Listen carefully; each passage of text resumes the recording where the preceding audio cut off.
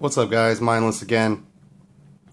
Wanted to share another piece out of my collection. For the next couple videos, I'm going to do just overviews on specific knives. I've been getting hit up a lot on Instagram about postings requesting specific knives to be viewed in YouTube videos. So I'll indulge those people subscribe to my Instagram page, which, if you don't know, is the same as my YouTube page, mindlessmark07.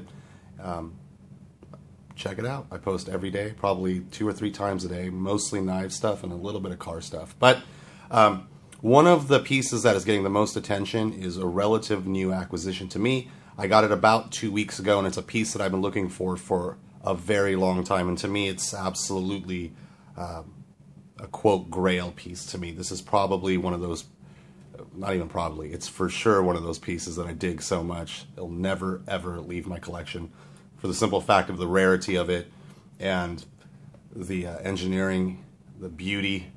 It's one of those all-around pieces. And if you're a high-end collector, I'm sure you're familiar with it. What we're looking at here is the Dragon Tail Hokkaido from John Barker and Lee Williams.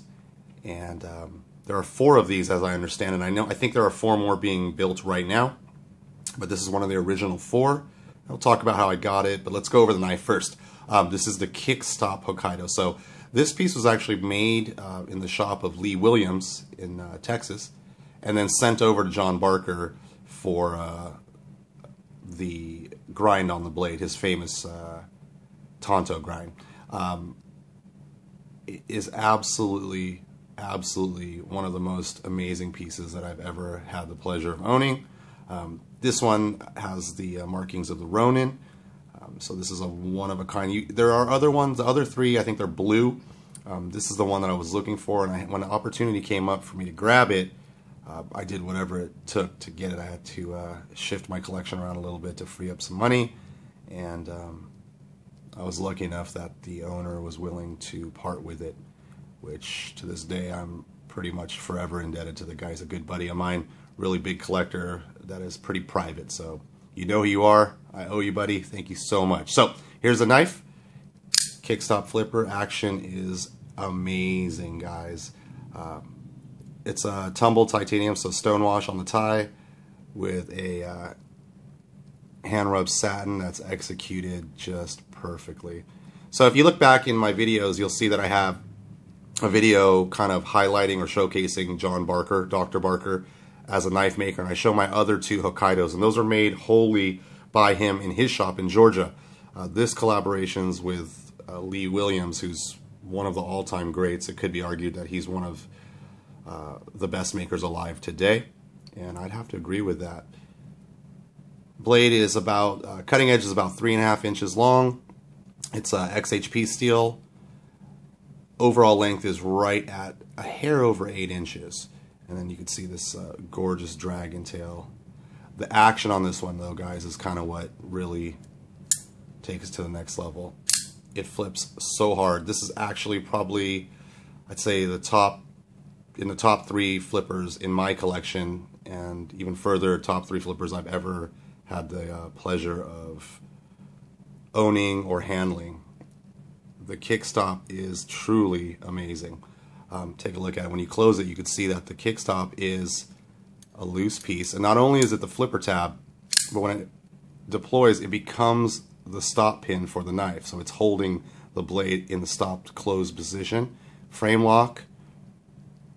Perfect engagement on that. Small back spacer, all titanium. And it's executed absolutely perfectly. The action is just amazing. Centering is where you'd expect it to be. Spot on, dead center. Gorgeous, gorgeous piece. Fires so hard, you guys. Truly amazing. So, I got this off of a collector, like I said. This piece was up for an auction to help out a fellow knife maker who had a little bit of a rough patch health-wise. And they did a good cause auction, and you know, I knew at that time I wasn't in a position to go for it and take this knife and win the auction. So I still donated to the cause because it's a great one. But my buddy actually ended up winning it. And I kind of harped on him and pushed him, let him know how bad I wanted it. And basically, I made him whole, gave him, you know, the equivalent of what he paid for it in the auction. And now it's in my collection. And again, this is a piece that will never leave. If you take a look at the milling of the Dragon Tail, it is gorgeous. To me, it's important. It's a special piece because I was actually born in the year of the dragon, if you're into that kind of thing. So it's a personal, it has personal significance to me. And again, this is one of those pieces that speaks to me on an emotional level. I see it as art. Although it's a large knife and tactical, it's just absolutely gorgeous. It fits in the hand perfectly. Again, go back a few weeks ago, you can watch the Barker video I did showing the other Hokkaidos. Compared to the normal Hokkaido that's just Dr. Barker's work, the blade is a little shorter. And I don't know why, but I actually like it. It translates into a smaller knife that could be used daily. And I've carried it a few times, but honestly, I'm so scared of marring the satin finish that it's one of those pieces that just kind of sits in my collection. But I will carry it. There's little markings on it right now. Let's do a quick wipe and take a little bit of a closer look. There's the triplane grind, the most famous Tonto, in my opinion, from John Barker. Perfectly symmetrical. That center swedge just gives it so much character. If you take a look at it here, it is a hollow ground blade.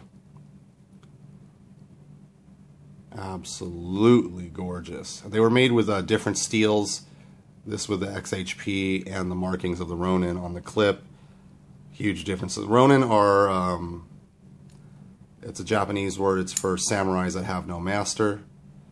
And I don't know if you guys, people who know me know I'm half Japanese, so I don't know, this speaks to me on so many levels. You can see the maker's mark up close here. Mr. Lee Williams and Dr. Barker right there. Perfectly done. No ghosting. Perfectly straight. Just a super fine example of a Hokkaido.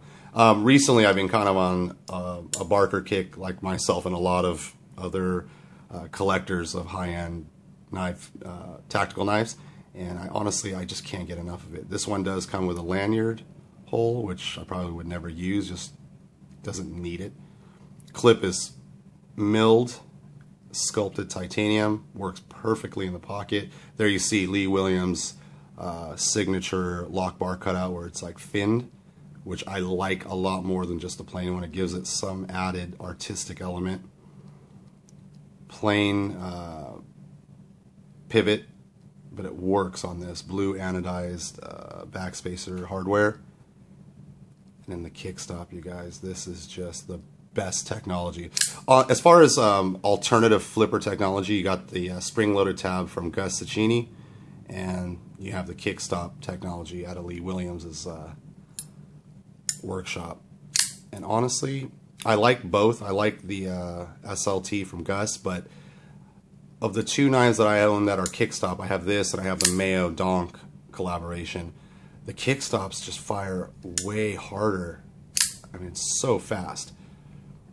I record usually in 60 frames per second, so you can hopefully you can see the difference. But if you can't, you got to trust me, or if you ever have the chance to handle a kickstop, the first thing you notice right away is how fast the deployment is and how free the blade is when the lock bar is not engaged. I mean, guys, I freaking love this knife. It's so good. It's so good. Absolutely gorgeous. So, and for those of you who tune in to watch more like maker showcases, I won't stop doing that. I was going to do one today on Kirby Lambert and break out the collection of Lamberts I have. That will continue, so don't worry. But I also want to do what I started, how I started the channel with highlighting one particular knife at a time. I think this one warrants a video all to its own. Take a look at that hand rub. Gorgeous. It truly is satin. Absolutely gorgeous. Lock bar cut out, unorthodox, not straight. That's a Lee Williams thing. Amazing. it's great to have Mr. Williams create the Hokkaido was designed by Dr. Barco, but when you have Lee making his interpretation of it and then sending it over to the designer John Barker to grind the blade, because no one can replicate this grind, you get the best of both worlds. You're getting that quality, the fit and finish of a Lee Williams knife, which is unquestionable. You're getting the technology of the Kickstop, which is unbelievable, and you get that absolutely gorgeous grind, that Tonto-licious grind. Just to update too, since the last video, I was invited to join the Inu. I'm honored, and I hope my collection, honors the work of John Barker, because I actually do believe he is one of the finest makers around these days. Take a look at the profile from the top. Gorgeous. Absolutely gorgeous. Seeing the satin rub through their Dragon Tail 2 looks amazing. On the blue anodized handles, it even pops a little bit more, but I think there's something gorgeous to that tumbled stonewash with the satin behind it. And then the famous Hokkaido shape. Absolutely, absolutely honored to own this piece. And I would let go of the other two Hokkaidos before I ever considered letting go of this one. Again, just for the simple fact that it has the dragon tail, and I was born in the year of the dragon. Gorgeous piece. Absolutely beautiful piece. Rides right around there in the pocket, so you see that sticking out. Beautiful. And you see the markings of the Ronin. Gorgeous piece, guys. But I just wanted to share with you today. Record a couple more videos on different pieces, but again, this is the Lee Williams, John Barker collaboration Dragon Tail Kickstop Hokkaido. One of four, one of the rarest pieces out there. I appreciate you stopping in and checking it out. If you have any questions at all, fellas, hit me up. I love comments. I try to reply to or respond to each and every one. And if you find any value or enjoy watching these videos, I'd appreciate it if you could subscribe, spread the word, and we can grow this channel. I know a lot of these pieces are ultra high-end, but I think rather than just hoarding them and hiding them in a Pelican case or a safe, share them with other collectors that appreciate this level of craftsmanship. And thanks again for stopping in. Let's flip it a couple more times because it's that badass, guys. So good. Check out how free that falls. And that's with the pivot cranked all the way down. It's just the bearing system that it uses is phenomenal. Gorgeous. It's got a pretty tight detent too. There it is, fellas. Again, thanks for stopping in. Throw me a like. Please subscribe. I'll see you on the next video.